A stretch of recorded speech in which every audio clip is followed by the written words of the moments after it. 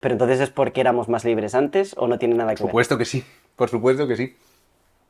Éramos mucho más libres antes. Pero realmente hoy en día hay alguien que crea que las mujeres son inferiores, por ejemplo, aquí en España. Es que es mentir, claro que no. Bueno, alguien habrá en una cueva. Sí, sí, a lo mejor puedes encontrar, no sé, en el primo más tonto de la familia más tal, del más cavernícola, pues a lo mejor todavía lo piensa, pero yo creo que no. Me han robado, me han robado. ¿Lo has visto? Sí. A ver si está aquí. Todo en marroquí.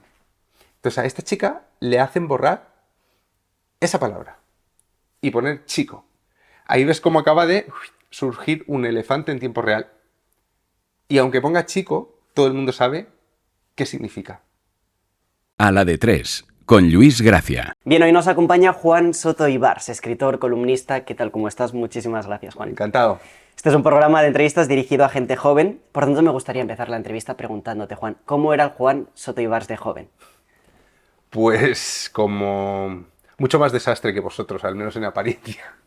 Yo dejo... Es que es difícil saber cuándo se deja de ser joven en esta época, ¿no? Yo he tenido el San Benito de joven mucho tiempo. Y siempre me ha parecido algo un poco ofensivo. Nunca me ha gustado... Siempre he querido ser viejo. Desde que era muy joven, ¿eh? Cuando tenía 18 iba con unas americanas así ajadas que me compraba de segunda mano. Llevaba un maletín de piel viejo también por la universidad, ¿no? Parecía un profe loco, no sé, un viejo joven. Y siempre me molestó la etiqueta porque cuando dicen joven, al final siempre es una forma de no tomar muy en serio lo que digas, ¿no? O lo que escribas. Y luego también tenía antes, ya se me va pasando, pero tenía una cara muy lampiña.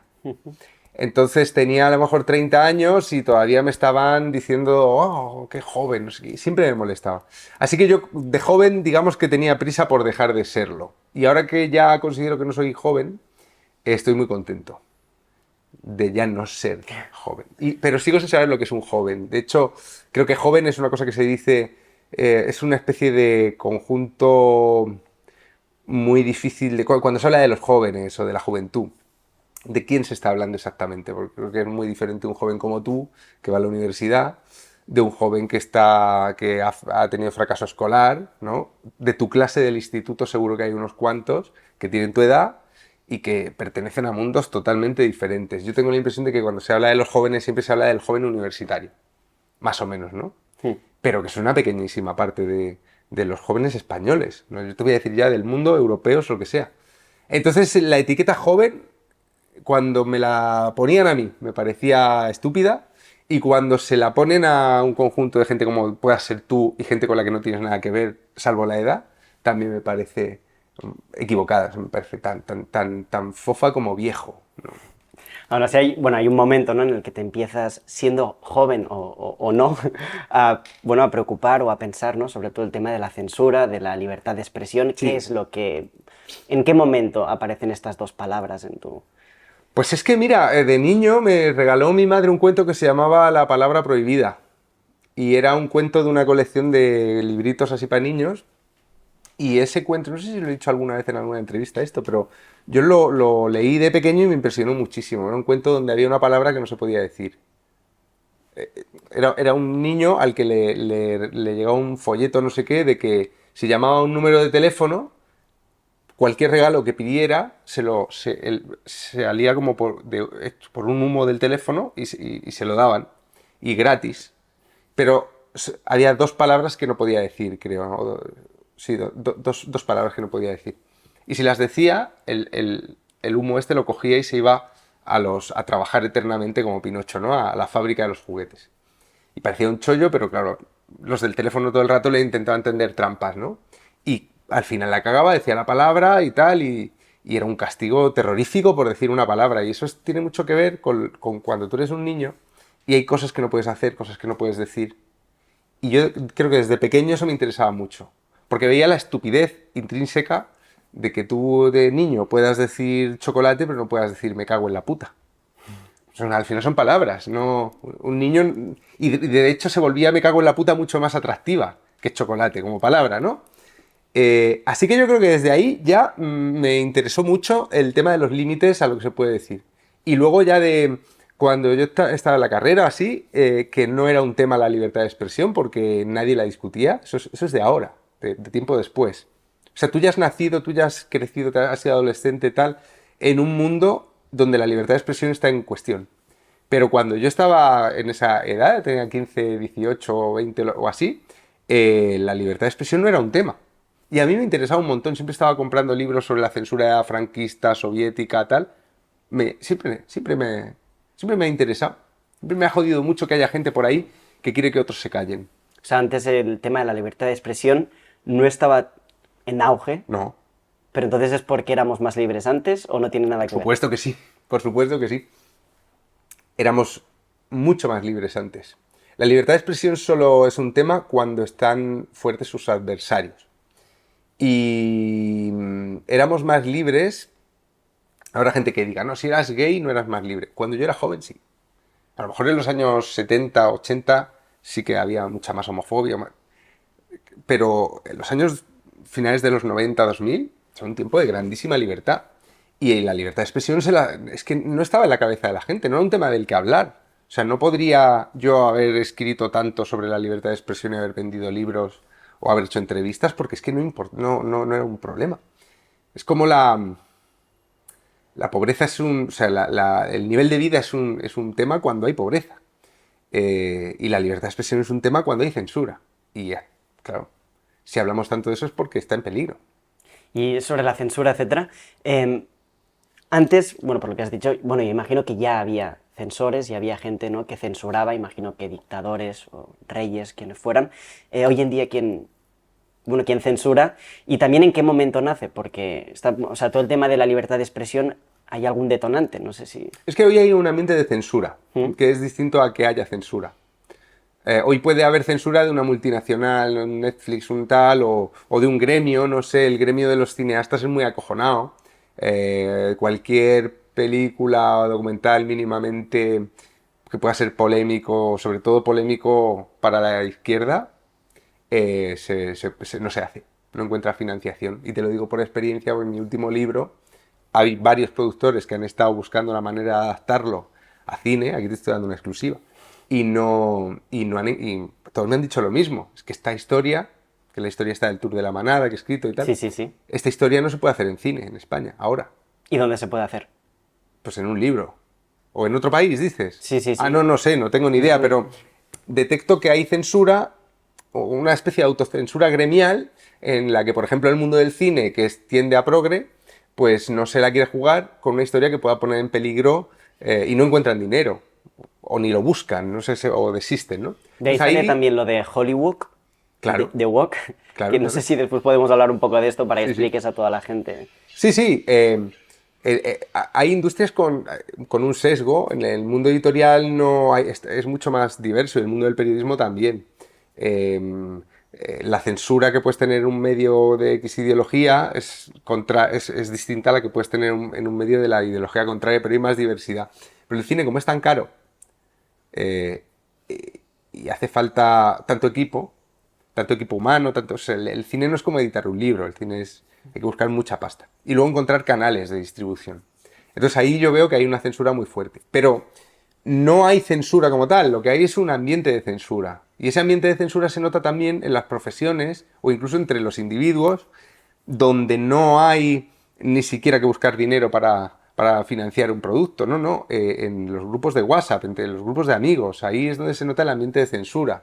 Mucha gente hoy tiene miedo de decir lo que piensa, en contextos incluso amigables, porque puede pasar algo. La sensación de riesgo es real. El riesgo no siempre es real. No hay tanto peligro como parece. Pero la gente sí que tiene una sensación de riesgo. Es lo mismo que pasa con las chicas. Hay una sensación de riesgo sexual, que antes tampoco estaba. ¿Quiere eso decir que haya ese peligro? No, pero hay una sensación de riesgo. Y cuando hay una sensación de riesgo se pierde libertad. La gente lo que quiere es seguridad. Y la seguridad se consigue callando, haciendo callar, en el tema de la libertad de expresión. Y por eso hay tanta gente que se calla o que quiere hacer callar a otros. Igual dirías que es que ahora hablabas de que incluso con amigos, Sí. la gente, pues, vale, ¿cuál sería el último reducto? Porque a mí se me ocurre, por ejemplo, la familia o tus amigos más cercanos, donde puedes decir las cosas libremente. Sí, ahí. Pero yo he visto, claro, estamos en Cataluña, Y en los años de 17 he visto grupos de amigos romperse por cuestiones así, de opinión. Vamos, que no sé si esto quiere decir a mi alrededor. Ujú. O sea que depende de cómo esté la cosa, también entre tus amigos puede ser un problema. Y lo contrario, o tienes amigos que son muy transigentes, y tú también lo eres con ellos, que esto es lo ideal, o acabas gremializando ideológicamente a tus amigos, que es una catástrofe, y también se hace mucho, ¿no? Que todos tus amigos piensan igual que tú. En cuyo caso, vale, pues ya tienes montado, ya tienes montada la secta, ¿no? Volviendo un poco al tema del cine, ¿de qué manera toda la ideología woke, que no sé si podrás explicar un poco más qué es, etcétera, se Sí. mete en el cine y no sé si repercute económicamente cuando de alguna manera se pone con calzador todo el tema de la ideología woke, etcétera, A ver, en las películas? sí, a veces funciona, hay películas woke que están funcionando, la primera de la trilogía nueva de Star Wars funcionó muy bien, la segunda funcionó también, la tercera ya funcionó menos, las de Wakanda y esto también están funcionando muy bien, pero lo más habitual, en términos generales, es que las pelis woke se estrellen. Y se estrellan porque son refritos mal hechos de películas que la gente adora, que es que me parece una idea malísima. Em, yo lo que acuso en el cine woke es sobre todo una falta de creatividad tremenda. O sea, dices, hay que poner una sirenita negra para que las niñas negras se sientan identificadas. Si se hace bien la película, me la suda el que sea... Pero es que, claro, como la película se hace con una... ni siquiera es intención ideológica, una intención de mercado, de nicho, tan clara de meter esto que hacen en Hollywood ahora, metes un gay, un negro, un indio, un no sé qué, un ta ta ta ta ta ta, como para... Es una cuestión de mercado, de una idea muy del mercado estadounidense, donde el identitarismo es tan fuerte que todos se quieren ver representados y si no, no les gusta, ¿no? Y eso se está demostrando también falso en Estados Unidos con muchas producciones que están fracasando. Wonder Woman 84 fracasó, Cazafantasmas con chicas fracasó, la última de Men in Black fracasó, la última de Terminator fracasó. Películas que han ido introduciendo todo esto y que son basura, son películas muy malas, sin guión, normalmente además con... Incluso hacen mal el CGI, que es lo que menos se entiende, ¿no? Pues fracasan una detrás de otra. O sea, eso no es suficiente. El Señor de los Anillos tuvo un arranque de la serie, un arranque de temporada muy fuerte, pero la gente se fue bajando de la serie porque la serie es infumable. Y no es porque sean racistas, homófobos, tal, es porque está mal hecha. Entonces, no sé, yo siempre pongo el ejemplo de las pelis que han tenido heroínas, mujeres empoderadísimas y que eran películas muy buenas, son clásicos, son éxitos de la hostia. Alien, Terminator 1 y 2. Con un guión detrás se puede meter diversidad incluso con calzador, no pasa nada. Una peli buena puede tener diversidad incluso metida con calzador. Lo que pasa es que la gente ya detecta que eso de la diversidad metida con calzador es un truco de ventas. Y que muchas veces es un truco de ventas para un producto fraudulento y vacío. Y bueno, pues es cuestión de que el mercado empiece a hacer su magia y que Disney y estas productoras empiecen a perder dinero, ya lo están haciendo, y empiecen a contratar buenos guionistas. Sobre el tema del identitarismo que ahora has hablado, y que muchas veces quizá hay muchas minorías que se quieren ver representadas en las películas, etcétera. Ya no tanto en las películas, sino hoy en día las anteriores víctimas ahora han pasado a ser los opresores o entre comillas. Eh, yo esto lo veo mucho, no sé si... No El sé si... trasvase no es tan claro, pero lo que yo creo es que el poder... Esta gente habla mucho del empoderamiento, ¿no? El poder no tiene una sola forma. El poder tiene... O sea, se puede tener mucho poder para algo y muy poco para otra cosa. Entonces, hay mucha gente que está utilizando las opresiones históricas de grupos para ganar poder ellos, en nombre de esos grupos. Pero son aquí el único que más poder gana, por ejemplo en España con el feminismo durante unos años ha sido Irene Montero, que no está representando a las mujeres ni está haciendo un buen trabajo para ellas. Pero ella sí ha conseguido mucho poder. Entonces todo ese discurso del empoderamiento al final es un empoderamiento de particular, de los autodenominados portavoces de las causas sociales. Pero realmente hoy en día hay alguien que crea que las mujeres son inferiores, por ejemplo, aquí en España. Es que es mentir, claro que no. Bueno, alguien habrá en una cueva. Sí, sí, a lo mejor puedes encontrar, no sé, en el primo más tonto de la familia más tal, del más cavernícola, pues a lo mejor todavía lo piensa, pero yo creo que no. Y tampoco es de ahora. Es que aquí hay unas falacias terroríficas. Em, yo hasta que llegué al confidencial... Yo he tenido muchos trabajos y la mayor parte de las veces he tenido jefas. La mayor parte de mis trabajos he tenido jefas. Y como yo, mucha gente. Entonces, a personas que han tenido experiencias así, tú no les puedes estar hablando con unos lemas con unas generalidades tan falsas y tan poco... la cuestión es dónde miran, ¿no? Por ejemplo, brecha salarial o la brecha de género. Entonces te dicen, en la parte más alta de la pirámide hay un 30% de mujeres en la élite, ¿no? 30% de mujeres en las empresas tal y 70 de hombres. Si miras ahí, hay una brecha de género que todo el mundo puede decir, sí, ahí está. Pero claro, hay que mirar más cosas, hay que mirar la brecha de género en el fracaso escolar, que afecta infinitamente más a los chicos que a las chicas. La brecha de género en el sinhogarismo, que afecta infinitamente más a los hombres que a las mujeres. La brecha de género en el suicidio, que afecta infinitamente más a los hombres que a las mujeres. La brecha de género, te hablan, en las carreras de STEAM, de ciencias, las mujeres no están, son muy pocas. Vale, vamos a mirar las de letras, vamos a mirar las de ciencias sociales. Pasa lo contrario. No te hablan de la brecha de género en trabajos duros como hacer carreteras. No te hablan de la brecha de género en el ejército.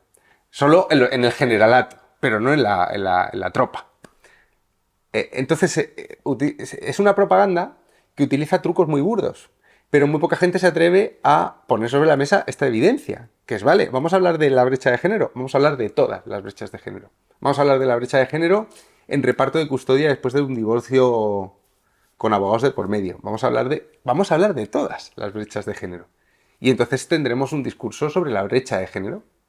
Pero no, hemos llegado a... la propaganda en este sentido, lo que nos ha hecho pensar es, por ejemplo, fíjate qué cosa, ¿existe el sexismo en la sociedad? Por supuesto, hay mucho sexismo. Pero sexismo no significa machismo. Y mucha gente ya lo ve como sinónimo. Sexismo es evaluar desde el prejuicio a los otros en función de su sexo. Y eso lo pueden hacer los hombres con las mujeres, y lo hacen. Y las mujeres con los hombres también. Eso es el sexismo, ¿no? Pero en nuestra cabeza ya sexismo significa machismo. Y eso nos da que pensar.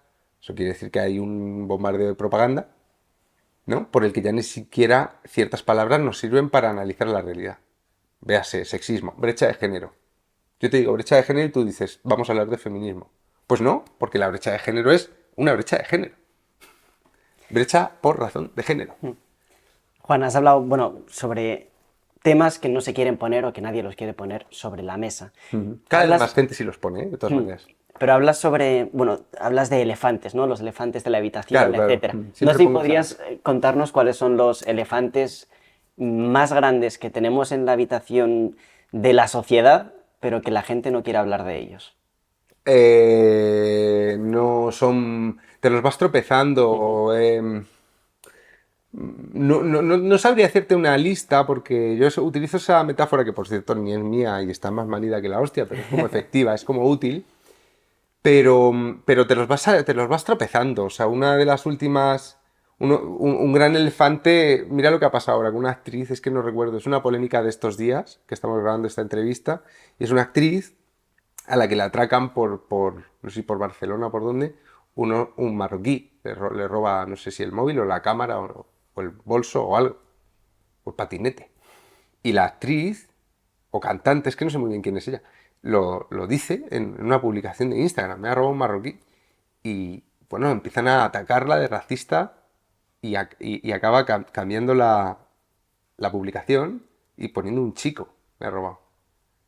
Pues ahí ves cómo es una persona que te está contando lo que le ha pasado pasa, Igual que puede pasar que te robe uno de Burgos, pero estadísticamente por ciertos sitios es verdad que te va a robar normalmente un marroquí. Y lo sé, mira, fíjate qué bonito es esto. A mí me robaron, una vez me robaron por la calle y fui a la comisaría. Y entonces yo había visto al que me había robado. Había sido que yo estaba bajando del metro y justo cuando estaba bajando del metro me cogieron la cartera y yo vi justo, pero se cerraron las puertas y dije, me cago en su puta madre. Se escapó. Entonces fui a la comisaría, que había allí en Plaza Cataluña, hay una comisaría justo debajo de la plaza, y fui a decirlo, ¿no? Es que había sido ahí. Y el tío me dijo, ¿y le has visto la cara? Yo, sí. Dice, mira, te dan unos archivadores así, llenos de fotos de sospechosos habituales. Eran todos marroquíes. Bueno, marroquíes, eran todos marroquíes o argelinos, yo qué sé, eran todos de un origen magrebí. Todos. Si vas pasando páginas, pom, pom, pom. Y yo le dije, no sé cuál, no sé quién es, o sea, le he visto en un segundo. Pero me llamó mucho la atención que yo no le dije que era marroquí al policía. No le dije, pásame los marroquíes. Le dije, me han robado, me han robado. ¿Lo has visto? Sí. A ver si está aquí. Todo el marroquí. Entonces a esta chica le hacen borrar esa palabra y poner chico. Ahí ves cómo acaba de surgir un elefante en tiempo real. Y aunque ponga chico, todo el mundo sabe qué significa. Ahora se abren varias posibilidades. Si pone chico puede ser marroquí, gitano. En fin, la gente lo lee. Y eso es lo que a mí me flipa. Como muchas veces, por una cuestión de corrección política o de miedo a generar una especie de racismo, de respuesta xenófoba en la sociedad, como si fuéramos gilipollas, nos tratamos a nosotros mismos como gilipollas. Fingiendo que no sabemos lo que sabemos. Fingiendo que no está ahí. Con lo que no creo yo que solucionemos nada, pero creamos acertijos muy divertidos en los titulares. ¿Y quiénes son los que censuran? O sea, ¿quiénes son las personas que deciden moralmente que está bien, que no, que hay que poner? ¿Quiénes son los censuradores hoy en día? Es que te pasa por todas partes, porque tú, no sé, si tú eres católico, por ejemplo, pregunto, Sí, sí, sí. pues tú en tu grupo también tienes tus censores específicos, aparte de los que luego hay fuera, ¿no? La censura siempre está en los grupos que se rigen por algún tipo de moral, porque dentro de cada grupo siempre hay fanáticos, y los fanáticos son los que más ganas tienen de imponer su moral a los demás. Entonces esto afecta... ¿qué pasa? Sí que hay una censura progre en la prensa, pero se ha vuelto progre a fuerza de insistencia, porque no era necesariamente progre. Mira que esto es una gran diferencia. Cuando Zapatero aprueba el matrimonio gay, eso no se percibe como una cosa progre. Los únicos que se oponen son los kikos y parte de la conferencia episcopal o así. O sea, se pone como gente religiosa, pero específica, o sea, no todos los católicos se oponen. De hecho, luego el PP no lo deroga. Porque tiene a Maroto y porque, o sea, Rajoy va a la boda de Maroto. Está muy naturalizado lo de la homosexualidad en ese momento, ¿no?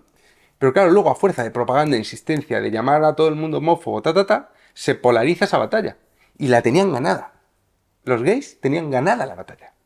Porque Rajoy no derogó eso, porque vio que a la sociedad le importaba 3 cojones, que había 4 a los que les podía molestar y ya está. Y que luego y que además, ¿qué decían? Que lo llamen de otra forma, que no lo llamen matrimonio. Al final la oposición al matrimonio gay era una mariconada. Perdón. Mira, que no lo llamen así, que lo llamen de otra forma, como si fuera una cosa de la gramática. Y yo creo que hoy hay más homofobia. Pero creo que hay más homofobia porque es que cuanto más tensas una cuerda, cuanto más insultas al que no es exactamente igual que tú, al que no quiere hablar exactamente igual que tú, al que no... pues más oposición encuentras. Yo lo he notado así. También pienso que ahora en gente joven hay más misoginia que cuando yo era joven. Nosotros cuando estábamos en la edad de la berrea, íbamos por ahí salidos y el ligoteo. Yo nunca oí historias como las que hoy se oyen. Que puede que ocurrieran. También es verdad que puede que ocurrieran más. Quizá también es por la música que se escucha. No lo sé si es por la música. Nosotros No sé. Yo tengo la sensación de que la cultura cambia poco los comportamientos de la gente. Yo pienso que la cultura es una respuesta, o sea, la cultura es un reflejo de cómo es la gente. Siempre se ha dicho que los videojuegos producían jóvenes violentos, desde que yo soy pequeño, y desde que yo soy pequeño hemos vivido la época menos violenta de la historia. O sea que es mentira. Igual que, no sé, quizá con el porno en niños pequeños sí que es donde yo vería más una cosa que sí que puede, sobre todo, mal educar. No, sí, ahora el cine de adultos, la última vez, bueno, estuvimos con un psiquiatra que nos decía que el cine de adultos ha pasado de Cine ser porno, cine ¿no? de adultos, Ah, sí, a cine de gente de 12 años. sí, sí. Vamos, yo a mi hijo no le dejaría ver No, porno. claro. Eh, pero si escucha una música muy cerda, pues es que no sé, mi grupo favorito con 14 años era La Polla Records y hablaba de drogas a lo bestia y de matar policías y tal. Y también yo creo que es una edad, la adolescencia, importante para transgredir los límites de esa manera, en la ficción, con canciones, con videojuegos. En la vida sexual yo creo que quizá forma parte de un... Como hay tanto tabú, como se habla, no sé, si ese es tu único cauce para aprender del sexo, pues sí que eso pienso que como mínimo te va a hacer un mal follador. Un mal follador, porque es que a las chicas no les gusta lo que sale en las pelis. Y tú vas a ser un patán. Hmm. Cambiando un poco de tema, Juan, Ujú. conoces el tema de Justin Sacco, Sí, sí. todo lo que le pasó. Hoy en día podemos también nosotros convertirnos en censores, etcétera, lo que le pasó a ella al final. Pues lo que le pasó a la actriz esta que te digo con lo de Hmm. Marroquí. Sí, sí. Es lo mismo a pequeña escala. Ujú. Y el tema Justin Sacco, no sé si también quizá... Bueno, es que preparando la entrevista también vi que has estado, bueno, estuviste con el abogado de De Charlie Hebdo. Charlie Hebdo, Ujú. etcétera. No sé si podrían contarnos cómo uno de los principales, no sé si adalides de la libertad de expresión, etcétera, Sí, termina estando ahora con no sé cuántos claro. guardaespaldas, Bueno, etcétera. es que Richard Malka, que es el abogado de la revista Charlie Hebdo, que fue ametrallada por los islamistas, les defendió en el juicio que perdieron los islamistas. Los islamistas, antes de matarlos, denunciaron en Francia. Sí. Pero Francia es un país muy garantista con la libertad de expresión y muy poco garantista con el sentimiento de ofensa religiosa. Es mucho más garantista ahí España, o mucho más protector de ese sentimiento religioso, que Francia, que es un país que ha tenido a Voltaire y una guillotina, ¿no? Entonces, perdieron el juicio y bueno, como había que tomarse la justicia por su mano, pues se cargaron a toda la revista de Charlie Hebdo, a todos los que pillaron. Y Richard Malka, después de eso, ha seguido siendo el abogado de la revista. Entonces está amenazado de muerte. Vino a Barcelona en secreto. Solo era un acto que tuvimos Malka y yo. El día anterior lo tuvo con Sabater en Madrid. Y a mí, yo dije, oye, lo pongo en Twitter para que vaya gente. No, no, no puedes ponerlo en Twitter. La Embajada de Francia invita a 150 personas y eso va a ser el público que vaya. Y hay un control en la puerta y no puede entrar nadie. Y estábamos cenando y había en la mesa de al lado 6 guardaespaldas, era acojonante. Y es un tío que no ha hecho nada. Es que ni siquiera él ha hecho las caricaturas, ha defendido que se pueden hacer. Pero él tampoco es... O sea, es que aunque lo fuera, claro, pero que ni siquiera es un dibujante que ha hecho una caricatura contra Mahoma. No, no, es un abogado que defiende a esta gente. Ahora me acabo de leer el libro de Carrère, de V13, que es el libro sobre el juicio a los terroristas que sobrevivieron de la matanza de la Sala Bataclan, que la mayor parte se inmolaron allí en medio, pero sobrevivieron uno que no activó el chaleco, otro que se echó atrás y que tampoco participó, y luego los que les hacían apoyo logístico antes del atentado. Entonces hay un juicio que dura casi un año en Francia contra esta gente. En ese juicio, Carrère habla mucho del valor que tiene el hecho de que estos tipos tengan abogados de puta madre, públicos, o sea, abogados de oficio, los terroristas, Sí, sí. y que en un estado, y que las propias víctimas, la parte civil, la mayor parte de las víctimas que están allí, que o están mutiladas, o han perdido seres queridos, o estuvieron, o se salvaron porque no les dieron los tiros, gente que está destruida, ellos, o sea, en las partes civiles, valoran muchísimo a los abogados de los terroristas. Y hay un par de ellos que no han tenido una participación muy clara, pues uno que alquiló un coche para llevar a uno de un sitio a otro, que no está muy claro hasta qué punto sabían lo que iban a hacer estos tipos, y en el juicio no se consigue del todo probar, pues después del juicio, a estos que se han salvado y que eran unos pringaos, las partes civiles los están felicitando por haber sido... Porque se ha hecho justicia y no van a ir a la cárcel. Ya han estado en la cárcel antes del juicio y los van a sacar. O sea, esa es la grandeza.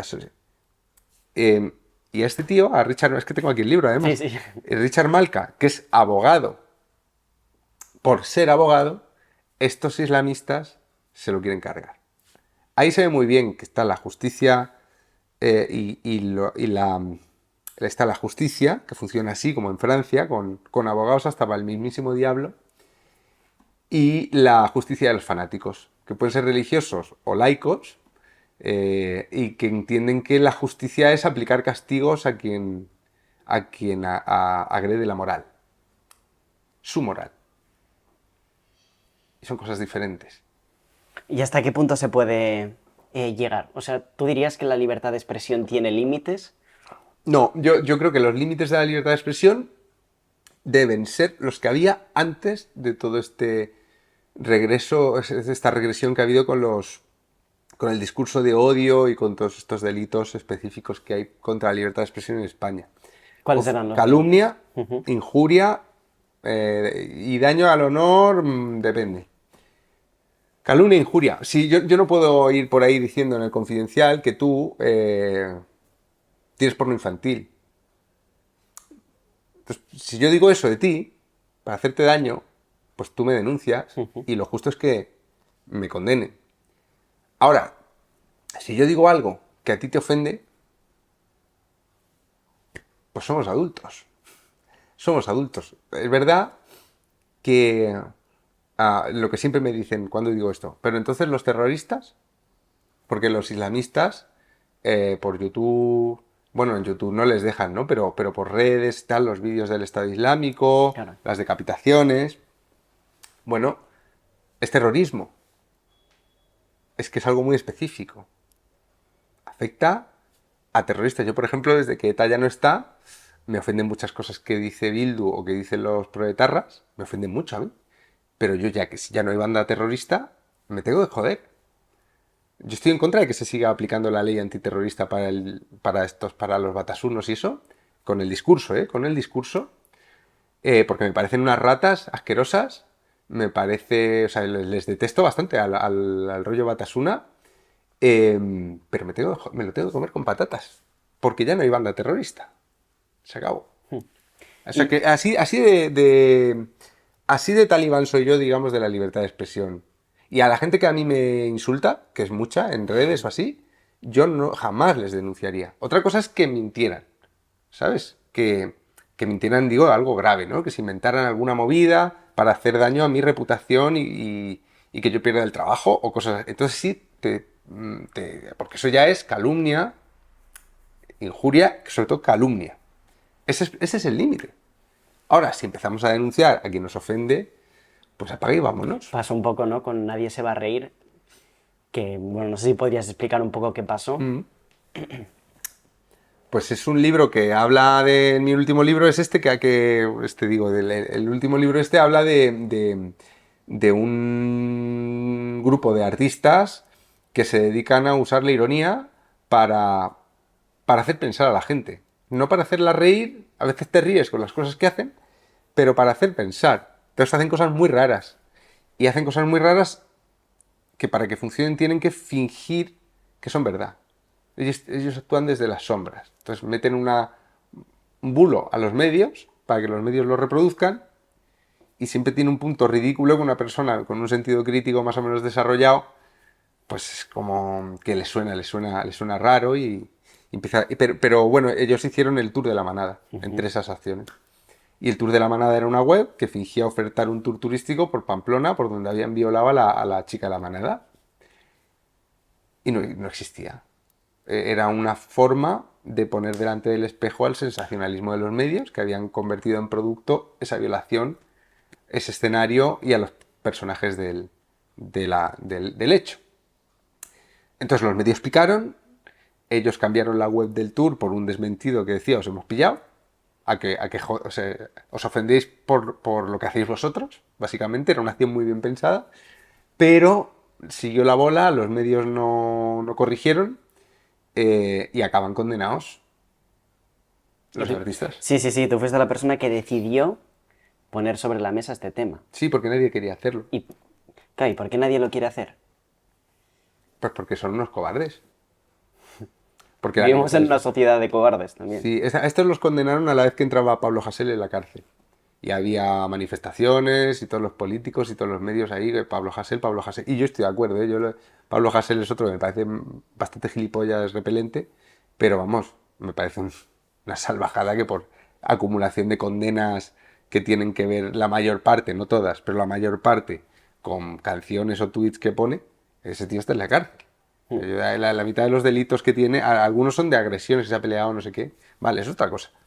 Pero la acumulación al final es lo que le ha llevado a la cárcel. Entonces yo creo que, pues esa misma gente que estaba con Pablo Hasél, a Anónimo García, que es el prota de mi libro, nadie le quiso defender.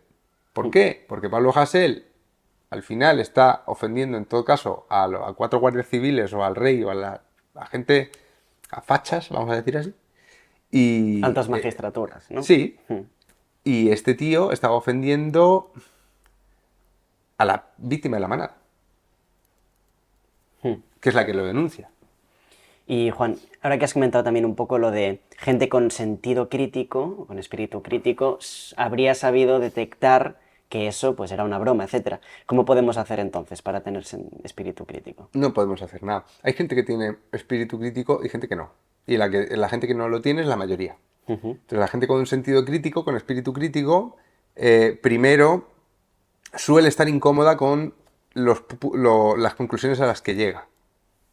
Yo me he pasado muchos años hablando todo el rato de libertad de expresión. Los textos que yo escribí hace 3, 4 años, ahora mismo no los escribí así. Vas evolucionando. Y el sentido crítico al final es que es sobre todo contigo mismo. Contigo mismo. O sea, yo nunca estoy del todo seguro de lo que estoy... Si tú lees mis textos, pongo mucho creo, pienso, sospecho, tal. Siempre uso muchos esos verbos porque es la verdad, es que nunca estoy convencido. El sentido crítico empieza por ahí. Y yo hay ámbitos para los que no tengo sentido crítico. A mí me cuesta mucho poner bajo el sentido crítico, por ejemplo, mis ideas sobre la libertad de expresión. Todos tenemos espacios de sombra, en ángulos muertos, y donde el sentido crítico no llega. Todos tenemos sesgos de confirmación, damos cosas por sentadas. Nos pasa, pero hay gente que ni siquiera se lo plantea, y es mucha. Yo me descojono, o sea, Mira, por ejemplo, he ido desarrollando algunos detectores de gente con poco sentido crítico. Si alguien usa la palabra sentido común como algo bueno, ahí está fallando en el sentido crítico. ¿Por qué? Porque el sentido común es lo contrario del sentido crítico. El sentido común es una verdad aceptada democráticamente por mucha gente. El sentido común de esta época es que la innovación es buena y punto. Entonces dices, es buena y punto. No vamos a dudar sobre la innovación, por ejemplo, es un ejemplo, o lo que sea. No vamos a dudar sobre esto, es sentido común. Pues ahí está muerto el sentido crítico. Fíjate, yo antes pensaba, el sentido común es bueno. Pues no, es bueno el sentido común con los derechos humanos, así, la dignidad de la persona, lo que quieras, vale, sí, es un sentido común. Es que también lo podemos poner en duda. Eso es lo que hacían los chicos estos que acaban condenados, los que yo escribo el libro.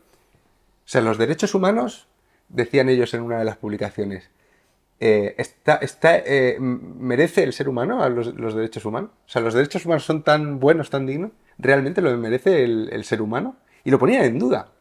Y lo ponían en duda como juego bueno, pero lo que estaban haciendo era llevar hasta las últimas consecuencias una idea que no acostumbramos a discutir dentro de la cabeza, que la damos por hecha.